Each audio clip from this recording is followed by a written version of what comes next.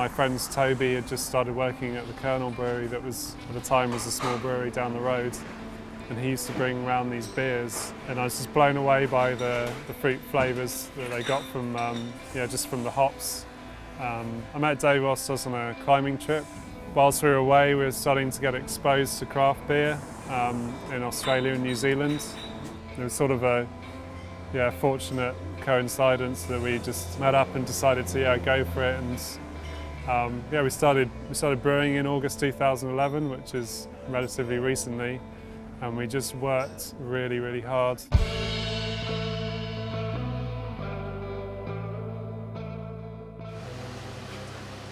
When we were looking to upscale from our small 80-litre kit, we had a couple of options. One was to buy an expensive or quite rare 5-barrel brew house that's already prefabricated and would just fit in. The other option was to build something that was sort of more uniquely ours and about double the capacity. So we decided to go down that route. So that the hot water is going to be coming from the hot liquor tank here, and it'll go in basically at the same point of the grain, where the grain's going in. And we have to go up there with the oar. There's a big oar over there, and it'll get stirred in. This part's especially warm. The only other warm bit is getting in afterwards and digging out the grain. Luckily we have lots of volunteers to do that. What brew are you making at the moment? We're doing a saison today. So yeah, this beer is it's our classic saison, which is number 110.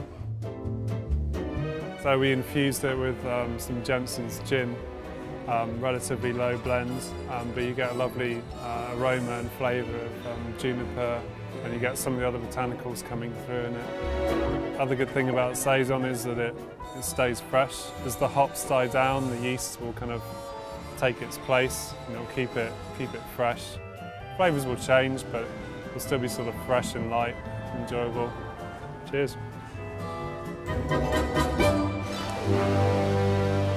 Well, it's a very simple, sort of fully manual kit. There's no sort of automation at any stage, which does keep you on your toes a bit. How's that looking? So yeah, at the moment we're recirculating the mash. It's currently filtering down through the bed, setting the bed for us, and we're pumping it back through the top. We'll continue to do this until the wort is bright, and at that stage we'll start pumping into the kettle. People are a lot more interested in buying locally sourced produce, things that are made locally, and a lot more interested in how things are made. And also we're massively inefficient, so we use a lot more people. And it means that we give more people jobs. But hopefully they really enjoy. We'll boil it for an hour. We'll add hops. We're adding some spices, coriander seed, different fruit peels and things. We can throw it in and we get a really nice separation in the whirlpool. So we have 4 fermentation tanks. The far ones normally always used for saison, and this one's normally used for dark beers or wit beer. And these 2 tanks mainly used for hoppy beers. This beer we have Session IPA, it's style number 11 in the series. Session IPA is a great style because it basically allows people to kind of consume more hot beverages without falling over. Malt base, with a lot of IPAs, it's normally 1 or maybe 2 malts, not very complex. We like to use a few more things, so this one we use low colour Maris Otter. We use wheat, we use Munich. We use a bit of Cara Munich as well, just to give it that nice flavour. 2 hops that play off each other. This one's with Amarillo and again our friend Mosaic. So we get from the Amarillo, we get some nice kind of orangey tangerine flavours. Then the Mosaic on the other hand, we're getting some more pine, we're getting slightly different fruits. So instead of orange, we're getting some more passion fruit, we're getting more peach, things like that. It's almost like a buzzword, people come up with maybe they don't know what they're going to have or anything, but IPA, they know they're going to get something hoppy. Do a few, yeah. Can you introduce an air guitar?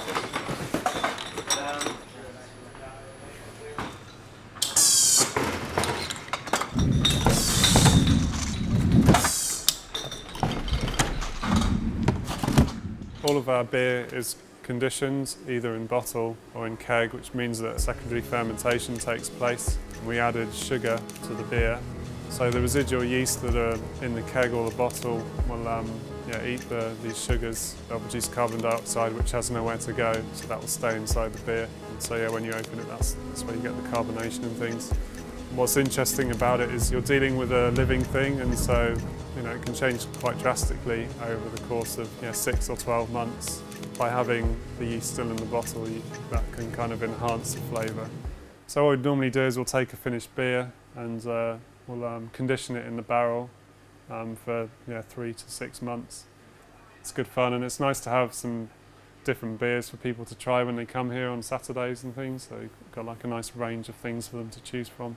So we've done it with our export stout. We did a small pilot brew of an imperial porter that went into one of the Jim Beam barrels. And we've also done a traditional porter as well. And this is the traditional porter, 0303. What we really like about the characteristics of these barrels is we get like a lovely vanilla flavour. We also get some nice whiskey flavours in it as well. We put it into the barrel at 6.5%, and when it came out at 8.5%. So it's quite a lot of whiskey still in the barrels that it absorbs. And that kind of carries through in the flavour as well. You can taste it.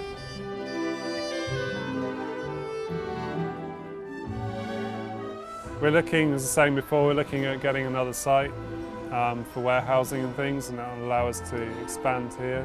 Yeah, just to get the business to a good place and to kind of be able to invest time in developing recipes and things and experimenting again.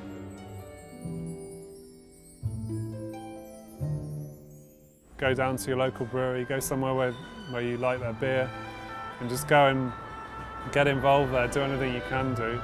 You can learn a lot from doing that.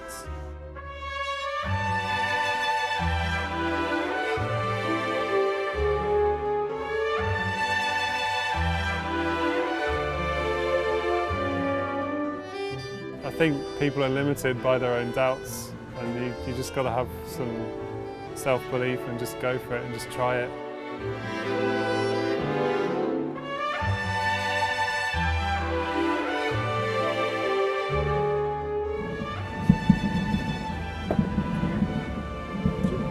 That was great. Thank you very much. It's all right. It's all right.